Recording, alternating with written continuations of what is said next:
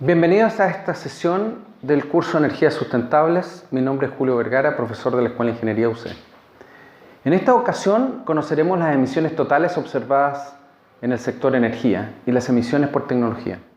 Vimos que la sociedad eligió usar fuentes fósiles con un crecimiento sostenido de su bienestar y en el uso de energía, a pesar de una crisis de petróleo en el año 1973 que cuadruplicó el costo de este combustible y promovió vehículos y sistemas más pequeños. Hoy se consume el doble que en esa época. Después de este periodo, el uso de combustibles fósiles siguió creciendo, más que otras tecnologías libres de gases de efecto invernadero.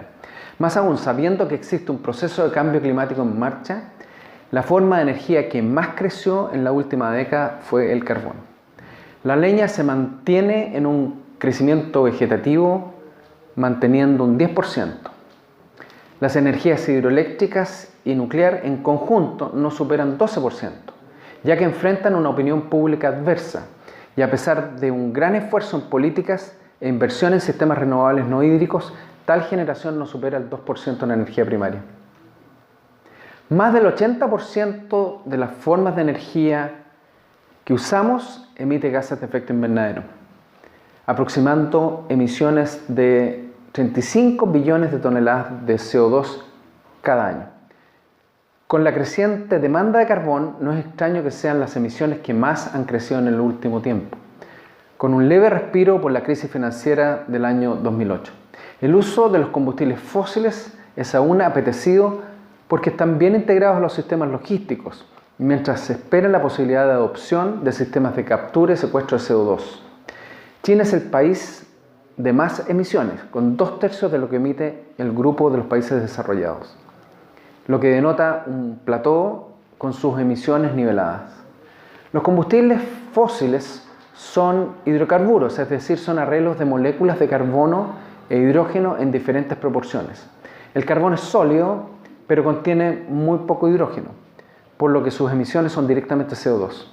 Además, los carbones traen impurezas de diverso tipo, como azufre y material radiactivo natural.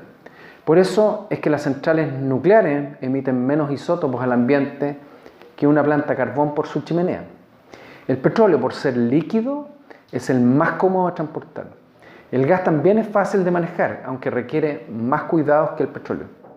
El carbón es barato y tiene un contenido energético aún aceptable. Las reacciones que aparecen acá son ejemplos de cada combustible.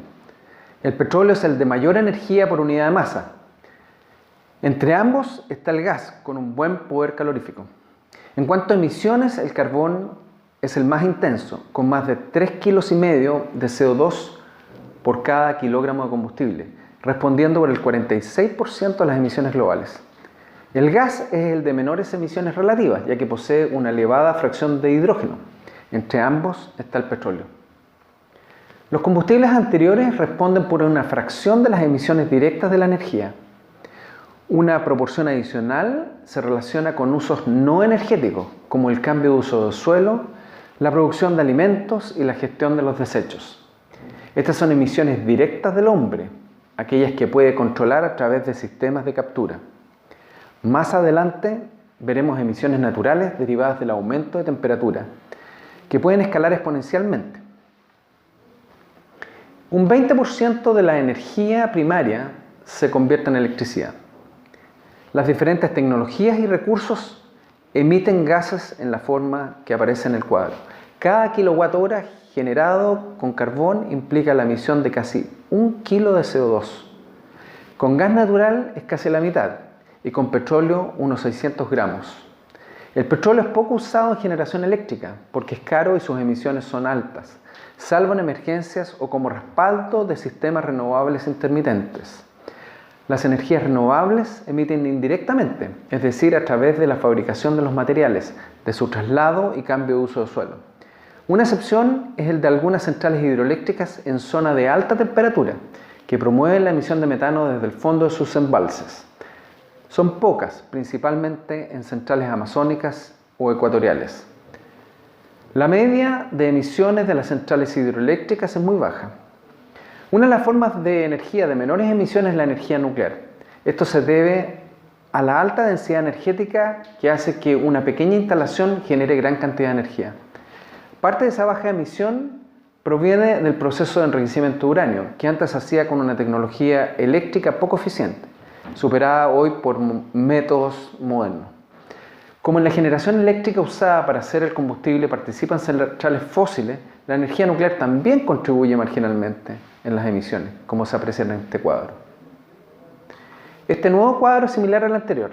Las barras muestran valores extremos de emisiones de ciertas tecnologías. Permite apreciar en particular el efecto que tendrían diferentes sistemas de captura y secuestro de carbono, poniendo a las centrales fósiles cerca de las centrales fotovoltaicas en cuanto a emisiones. Lo mismo se aprecia para la captura de emisiones de las centrales a gas natural, hoy día algo más difícil de realizar que desde centrales a carbono. A futuro el hidrógeno puede ser un combustible cuya combustión no emita CO2. Sin embargo, hay que resolver su producción. Actualmente el hidrógeno es producido en su mayoría por reformado del gas natural, porque es más barato. No tiene mucho sentido sacar el hidrógeno del gas natural por las emisiones que aporta ese proceso. Es mejor esperar a la masificación de métodos térmicos más caros o de electrólisis de alta temperatura, cuando la electricidad además sea menos fósil, si no se pierde todo el efecto. Podemos concluir que la energía ha surgido del uso de combustibles fósiles, con emisiones creciendo hasta alcanzar 9 gigatoneladas de carbono al año. El combustible que aporta las mayores emisiones y que ha crecido más es el carbón, el cual se puede reducir mediante captura y secuestro del carbono. Tengamos presente que el problema no es el carbono, sino el CO2 en la atmósfera. Nosotros somos animales en base a carbono, que además producimos CO2 en cantidades no menores para funcionar. Destacamos que las formas energéticas más inocuas en cuanto a emisiones son las eólicas y nucleares. Finalmente, recordemos que no todas las emisiones provienen de la energía, complicando su reducción y control.